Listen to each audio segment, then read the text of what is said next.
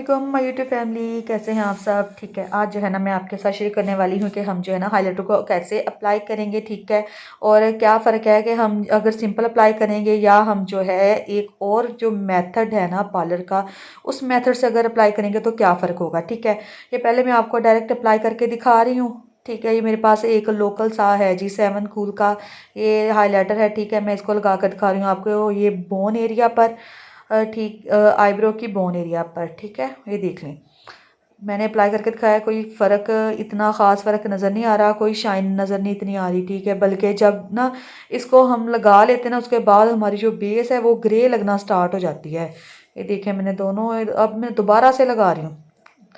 2 बार लगाया तो अब जाके कहीं पे ना नज़र आ रहा है कि जी हाइलाइटर अप्लाई हुआ है। ठीक है, और ये जो नोज़ एरिया है यहाँ पर भी कुछ कुछ नज़र आया है। ठीक है, उसके बाद मगर मैं आपको बता रही हूँ, अगर आप इसको फिक्सर के बिना ही अप्लाई करेंगे तो ये लॉन्ग लास्टिंग भी नहीं रहेगा, और उसके अलावा आपकी जो बेस है ना वो इससे ज़्यादा ग्रे नज़र आना स्टार्ट हो जाएगी। ओके जी।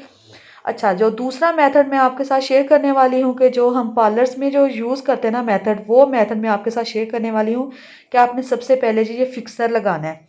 इसको मेकअप सेटिंग स्प्रे भी बोला जाता है, मेकअप फिक्सर भी बोला जाता है। ठीक है, आपने सबसे पहले फिक्सर अप्लाई करना है फेस पर, और उसको 1-2 मिनट के लिए बस छोड़ देना है। फ़ौरन गीले गीले स्प्रे जब गीला होता है ना, फ़ौरन से आपने कुछ अप्लाई नहीं करना फेस पर, वरना आपकी बेस भी ख़राब हो सकती है। ठीक है, उसके बाद जी थोड़ा सा ड्राई होने के बाद आपने अब करना है हाइलाइटर अप्लाई। मैंने आपको ओपरा के हाइलाइटर्स का रिव्यू दिया था, बहुत ही ज़बरदस्त हाइलाइटर हैं। ठीक है, आपने लाजमी बाय करने, अगर आप बिगनर्स हैं, पार्लर्स के लिए लेना चाहते हैं तो पार्लर्स के लिए आप ले सकते हैं, मगर आप अगर आप खुद घर में इस्तेमाल करने के लिए लेना चाहते हैं तो आप वो भी इसको इस्तेमाल कर सकते हैं। अफोर्डेबल भी, उनकी शाइन जो है ना बहुत ही ज़बरदस्त है, थोड़ा सा फॉल आउट है मगर कोई बात नहीं, हैंडल हो जाता है। ठीक है, देखें, मैं फिंगर्स की मदद से भी आपको लगा कर दिखा रही हूँ, देख लें जी इनकी जो शाइन है ना वो देख लें कितनी ज़बरदस्त है। और ये इतने लॉन्ग लास्टिंग रहेंगे ना, जब तक हम इनको खुद नहीं ना वॉश करेंगे तो ये हमारा हाइलाइटर जो है ना टच से मस नहीं होने वाला। ठीक है, मैं आपको अच्छी तरह से अप्लाई करके दिखा रही हूँ, ये देखिए मैंने फोरहेड पर भी लगा कर दिखाया।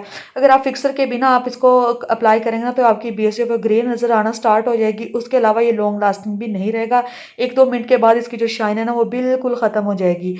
ठीक है, मगर आप जिस मेथड से मैंने आपको बताया है ना कि आपने सबसे पहले फिक्सर लगाना है, उसके बाद ही आपने इसको अप्लाई करना है, तो उस मेथड से जी आप चेक करेंगे कि आपको कितने अच्छे रिजल्ट